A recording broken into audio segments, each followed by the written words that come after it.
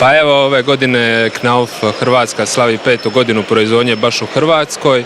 Već smo duže vrijeme na samom sajmu, sad su više od 5 godina. Ove godine bi istakli dva, ajmo reći, značajnija proizvoda ili inovacije u ovom segmentu, znači Hartmut tiplu nosivosti do 65 kg na samo jednu ploču i dijamant ploču. Ploča koja se radi je ekstremno tvrda ploča koja se radi na alfa gipsu u odnosu na beta gips kako se rade standardne ploče, ploča koja je protupožarna, impregnirana i otporna na udarce. Primjena njezina je u principu škole, bolnice, vrtići, gdje možete sa bolničkim krevetom udriti u zid, neće doći do nikakvih oštećenja. Što opet daje jednu garanciju dugogodišnjeg korištenja samog prostora.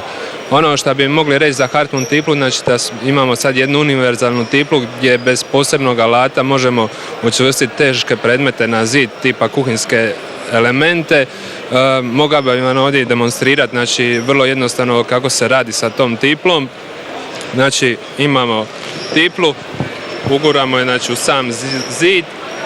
Kad se ona postavi u zid, povuče se i ugura se ovaj plastični dio do same rupe. Ovi dijelovi se otkinu i dobijete tiplu koja u principu može nositi 65 kg samo na jednu ploču. U kombinaciji sa dijamant pločom to može biti više.